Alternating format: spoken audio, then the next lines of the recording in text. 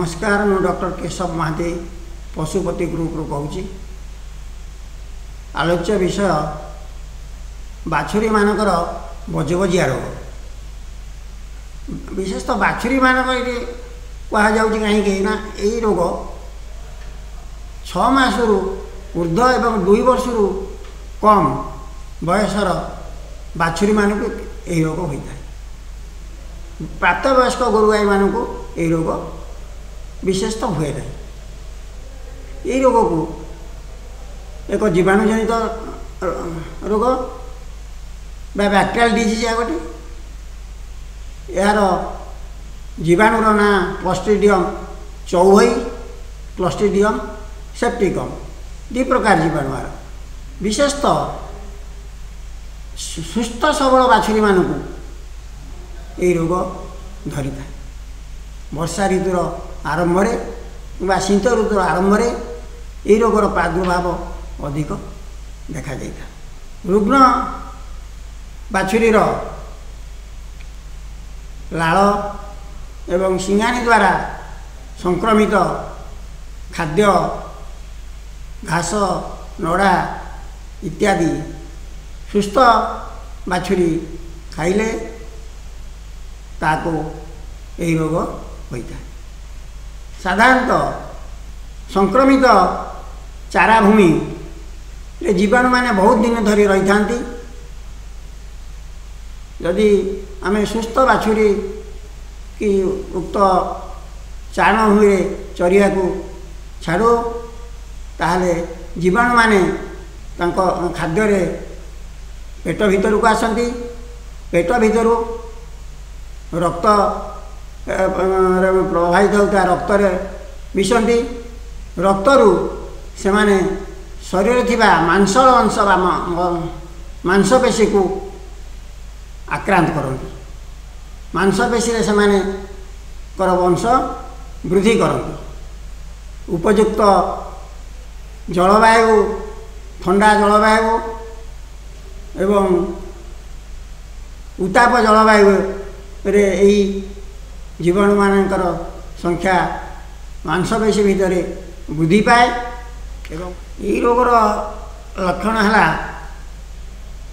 शरीर उत्ताप 103 ରୁ 104 डिग्री प्रथमे देखादेव।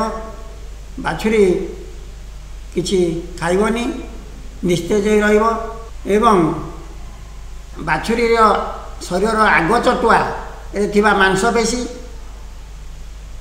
कि पछ फड़िया रे थिबा मांसपेशी फुली उठिब एवं उक्त मांसपेशी को हाथ रे प्रेशर देले कि चिपिले ता कड़कड़ बा बज बज शब्द हेब।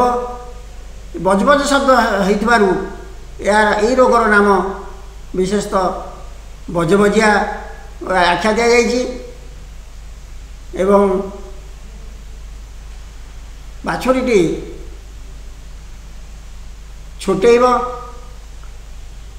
एवं बाछुरीर फुलांश क्रमशः संकोचन एवं प्रसारण हेब।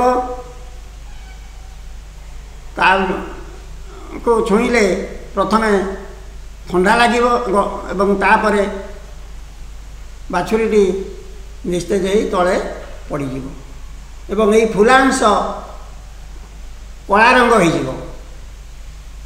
एवं यही रोग आग चटुआ जहाँ को इंग्राजी रे 4 क्वार्टर कहती एवं पछ फड़िया जहाँ को इंग्राजी रे हाइंड क्वार्टर कहती। क्वार्टर शब्द थिबारु एवं फुलांशटी कला क्रमश कला हो जिबारु या को ब्लैक क्वार्टर बोली कहा जाए। एवं यही फुलांश क्रमश ता मध्यरे कला फाटी जाए एवं कला पानी पचा पानी निर्गत हुए। घास सुखिया को बहुत समय लिए यहीपरी 2-4 दिन कष्ट पाइला परे बाछुरीटी मृत्युमुखर पड़ी था। जदिबा चिकित्सा द्वारा ये बाछुरीटी भल हो जाए रोगमुखर रक्षा पाए किंतु ता सबुदिन अक्रमण्य हो रही है। खुला अंशर घा सुखिया को अधिक समय निए एवं से चिरकाल छोटाई रोक है। तेणु ए रोग अति मारात्मक या 24 घंटिया रोग बोली गाँ गली कही था। तेणु यही रोग देखा देवा प्राणी चिकित्सक द्वारा चिकित्सा कराइबा उचित। यही रोग किपरि न व्यापिब से सुस्थ बाछुरी मानू रुग्ण बाछुरी ठारू दूर रखा उचित एवं रुग्ण बाछुरी व्यवहार करथिबा खाद्य पदार्थ नड़ा इत्यादि को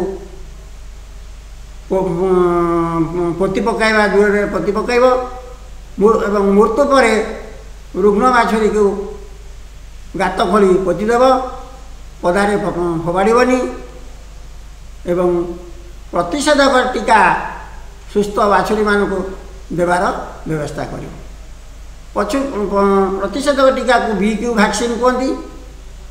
एथिरे 2 प्रकार जीवाणु था तेणु आपको बाइवैलेंट वैक्सीन कहुए।